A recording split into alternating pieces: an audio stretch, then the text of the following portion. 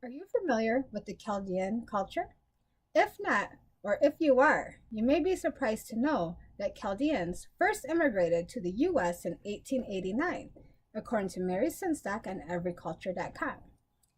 Mary Sinstock explains in the Everyculture website that Chaldean Americans are highly religious and proud of their Christian heritage. According to legend, they were converted to Christianity by the Apostle Thomas on one of his missionary journeys to the East.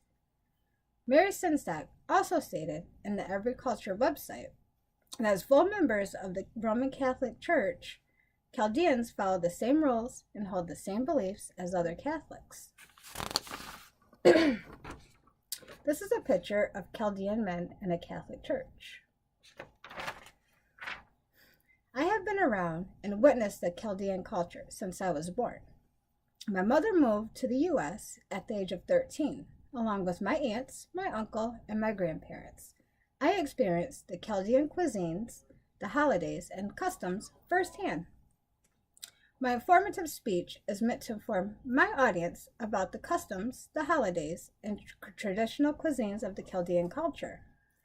First, I will discuss the holidays that Chaldeans celebrate. Second, I will explore the traditional cuisines of Chaldean Americans. And finally, I will explain the means of making a living in the Chaldean culture. Chaldean Americans celebrate many traditional Christian American holidays.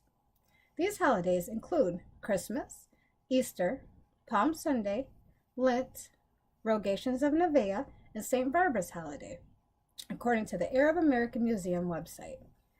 Now that I have discussed the holidays that are popular in the Chaldean American culture, I will now discuss some of the popular traditional Chaldean dishes. Many traditional Chaldean dishes are served during social gatherings. According to Bushala.com, traditional dishes that are mostly served include yogurt, which is called libin, and is served with almost every meal in the Chaldean household.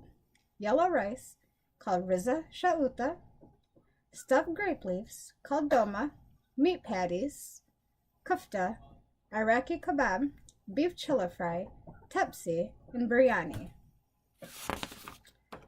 This is a picture of the Iraqi kebab. It's usually served with tomatoes, cucumbers, and onions, and also served with pita bread. And this is a picture of doma, along with the grape leaves. It's also served with onions and tomatoes, and sometimes even green peppers or yellow squash. Growing up in the Chaldean culture, I have experienced how delicious these foods truly are. Now that I have discussed the traditional Chaldean cuisine, I will now discuss the means of making a living in the Chaldean culture. Chaldean Americans have traditionally been owning and operating their own businesses, explains Mary Sinstock on Everyculture.com. According to Mary Sinstock on Everyculture.com, in the 1980s, it was estimated that over 1,000 Chaldeans owned grocery stores located in Detroit, Michigan. Because the grocery industry became saturated, many new Chaldean Americans immigrants often owned party stores and gas stations.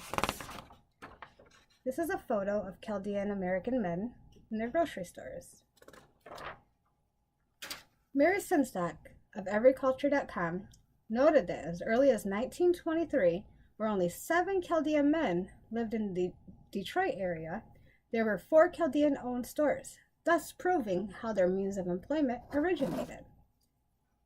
First, I discussed the traditional Christian holidays that Chaldeans celebrate, along with holidays such as Rogations of Nevaeh and St. Barbara's holiday. Second, I explored the traditional cuisine that Chaldeans enjoy. And finally, I explained the way that Chaldeans earn their living. My informative speech is meant to inform my audience about the customs, the holidays, and the traditional cuisine of the Chaldean culture. I enjoyed exploring the customs and traditions of the Chaldean culture.